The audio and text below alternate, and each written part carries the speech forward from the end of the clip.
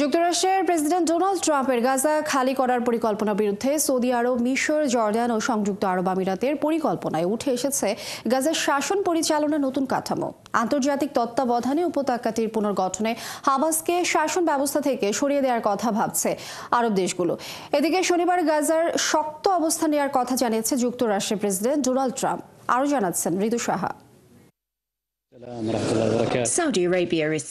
ফিলিস্তিনের ভবিষ্যৎ নিয়ে এ মাসে সৌদি আরবের রাজধানী রিয়াদে একটি গুরুত্বপূর্ণ বৈঠক করতে যাচ্ছে সৌদি আরব, মিশর, জর্ডান, সংযুক্ত আরব আমিরাতের মতো আরব দেশগুলো। শনিবার বার্তা সংস্থা রয়টার্সের এক প্রতিবেদনে উঠে এসেছে এমন তথ্য।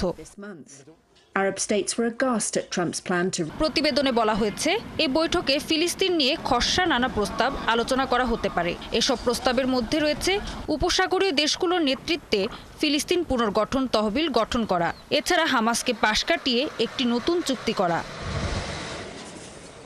গাজার ভবিষ্যৎ নিয়ে এরই মধ্যে কমপক্ষে 4টি খসড়া প্রস্তাব তৈরি করা হয়েছে। তবে ট্রাম্পের প্রস্তাবের বিকল্প হিসেবে এই মুহূর্তে মিশরের একটি খসড়া প্রস্তাব আলোচনার কেন্দ্রে রয়েছে বলে প্রতিবেদনে বলা হয়েছে। মিশরের প্রস্তাবে বলা হয়েছে, একটি জাতীয় ফিলিস্তিনি কমিটি গঠন করে গাজার শাসন করা হবে, যাতে হামাসের কোনো সংশ্লিষ্টতা থাকবে না। ফিলিস্তিনিদের বিদেশে পুনর্বাসনের পরিবর্তে আন্তর্জাতিক সম্প্রদায়ের অংশগ্রহণে গাজায় পুনর্গঠনের কাজ চালানো হবে। আগামী 27 ফেব্রুয়ারি এই পরিকল্পনা আরব সম্মেলনে উপস্থাপন করা হবে বলে জানা গেছে। এদিকে শনিবার হামাসের হাতে বন্দী ইসরায়েলি জিম্মিদের মুক্তি না দিলে গাজায় কঠোর অবস্থান নেয়ার কথা জানিয়েছেন যুক্তরাষ্ট্রের প্রেসিডেন্ট ডোনাল্ড ট্রাম্প। আমরা এখানে বিভিন্ন ধরনের পদক্ষেপ নিতে পারি। এটা ইসরায়েলের প্রেসিডেন্ট বেনিয়ামিন নেতানিয়াহুর উপর নির্ভর করছে। হামাস তাদের সিদ্ধান্ত পাল্টেছে। তারা প্রথমে জিম্মিদের মুক্তি দিতে চাইছিল না, তবে জিম্মিদের মুক্তি দিতে যুক্তরাষ্ট্রের দেয়া হুমকির পর হঠাৎ করেই হামাস তাদের সিদ্ধান্ত বদলায়।